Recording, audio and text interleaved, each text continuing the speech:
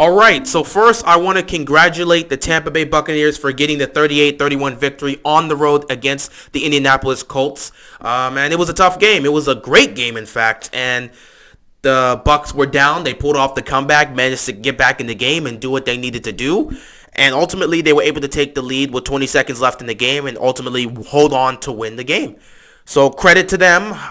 Credit to Leonard Fournette, who got the game-winning rushing touchdown. In fact, he had over 100 yards rushing and 3 rushing touchdowns, as well as a receiving touchdown. So he had 4 total touchdowns in this game. He completely dominated. This was the Leonard Fournette game. He carried the Bucs offense. Now, Brady today, he wasn't great. He was good, but he wasn't great. He made some great throws here and there and made some nice plays, but he was not great. This was not a great Tom Brady performance. But it was good enough to help this team win. And, of course, them relying on Leonard Fournette in the run game, just dominating and doing what he needs to do. Ultimately, that helped out and got them where they needed to get to, which was a victory on the road. So credit to them. Good job on that. This defense for the Bucs ultimately was the difference maker. In the first half, they were struggling. They were struggling in the first half in some phases to try and stop Carson Wentz. This Bucs secondary is very suspect. Cannot lie. The Bucs secondary is very sus. I do not trust these guys down the stretch. I mean, the front seven for the Bucs have always been great, but that secondary is very concerning if you're a Bucs fan. And that was showing through the first half of this game. In fact, going into the third quarter, it was showing in some phases there too. I do not trust that secondary for the Bucs, but you know what? At the end of the day, they showed up and made some plays when they needed to, because this Bucs defense totaled 5 turnovers in this game. 5 turnovers, 3 forced fumbles, and 2 picks. Now, one of the picks was at the end of the game, last play of the game, because the Colts had a chance to potentially tie this game. But they still made plays when they needed to. So, good on the Bucs for getting this done. Great win for them. It was tough, but they came up clutch and got the job done. Moving on to the Colts. I'm not going to lie, Colts. You blew this game. You blew this game. Carson Wentz was playing amazing football. He looked like his 2017 self. He was just throwing the ball down the field, making big plays here and there. He had that big 62-yard touchdown. It was great. You were seeing some great play from the Colts. First half, great play from the Colts. Second half, they started off that way, but then it became an issue. Now, they already had 1 turnover in the first half. That was already a problem. But the second half was completely haywire. I'm sorry, but you cannot turn the ball over 3 times and expect to still be in it. Yes, I know they turned the ball over 4 times, but that 4th one was at the end of the game. It was a pick. I'm not going to count that. It was last play of the game. It was a Hail Mary. I don't count that interception. The 3 turnovers that happened in the big part of the second half ultimately cost them this game. They had a double-digit lead in the second half. And then what ends up happening? They force a fumble, a strip fumble on Carson Wentz. The Bucs get the ball back. They go down the field and score. Then what else ends up happening? A muffed punt ends up happening. They get the ball. They take it in for a touchdown. Then what else happens? Another turnover. Completely cost them. Once again, the Bucs get it. They go down the field, put some more points. They were up like what? I believe 24-14. They were around that area, 24-14. All of a sudden, it went from 24-14 to 28-24. Then they put up a field goal made it 31-24. So you're telling me at this point, you allowed these guys to put up 17 unanswered points off of 3 turnovers in the second half. You cannot let that happen if you're the Colts.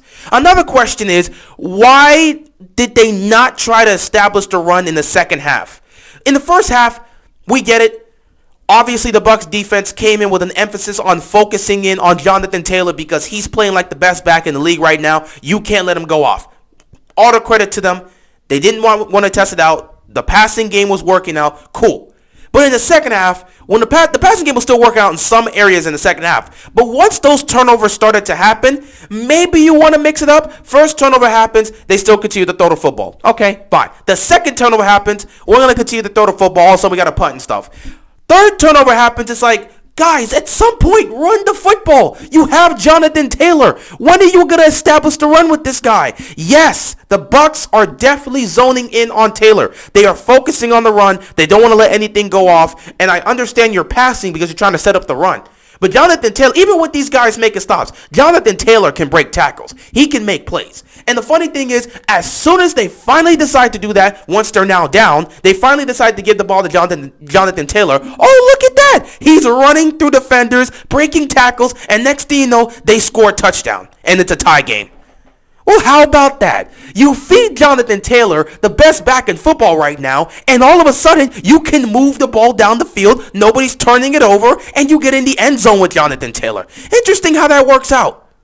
So Jonathan Taylor had under 100 yards rushing because they waited too long to utilize him. By the time they utilized him, it felt like it was too late. So they got the touchdown, tied the game, but Brady and the offense still has to come back out with the game tied, about under 3 minutes left to go, have a chance to go down the field, score with a touchdown and win the game. And like Brady always does, he manages the clock.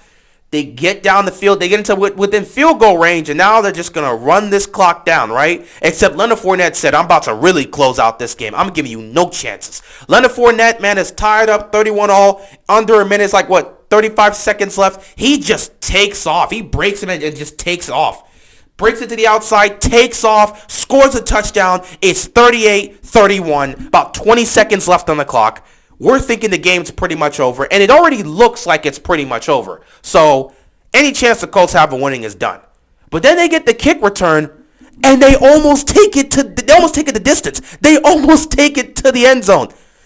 If the kick returner would have if he would have been able to withstand one tackle, because he broke the tackle, but the defender was just barely able to hit his jersey, which ruined his momentum, and he fell out of bounds.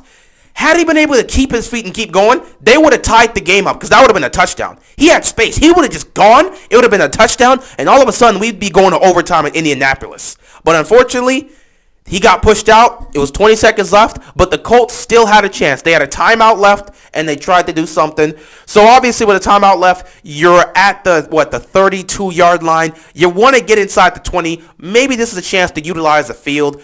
You have that timeout. Utilize the middle of the field. Get some chunk throw right there, and then set yourself up with a good position with about maybe 5 seconds left. So they take the snap. Carson Wentz, he decides to look towards the sidelines. That almost gets picked off, and now there's 5 seconds left on the clock. So now you just got to go for a Hail Mary, which they went for, and Carson Wentz underthrew the pass. He was going for Pittman. It was underthrown, and it was picked off to end the game. So the Colts lost the game. They really should have won.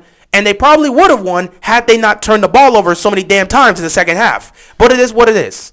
So once again, congrats to the Bucs for getting the job done. You pulled off the comeback. Defense was able to force turnovers in key situations. Colts, for some reason, waited far too long to get Jonathan Taylor involved in the game. And ultimately, the Bucs were able to pull off a victory, and the Colts just weren't able to get it done because they waited too long. Time was not on their side at the end of the day. So it is what it is. But yeah, congrats to the Bucs for getting it done. As for the Colts, you fall to 6-6. It's not completely over because you guys have definitely turned your season around. You started off 1-4, and I sat back and said at the beginning of the season, before we even started this season, I said if the Colts are healthy, they will be a playoff team and they will fight for this division. And they're healthy, and right now they sit at 500 with a 6-6 record. Could have been 7-5 if they didn't blow this game, but they sit at a 6-6 record. The division's not over just yet for the AFC South because the Titans did lose as well. They got blown out by the Patriots, so Colts still have a chance. But man, they ruined a prime opportunity to get a crucial win, a great win that would have helped them out. But it is what it is. We'll see what happens with the Colts next week. Anyway, that is all I got, and I'm out of here, man. Peace!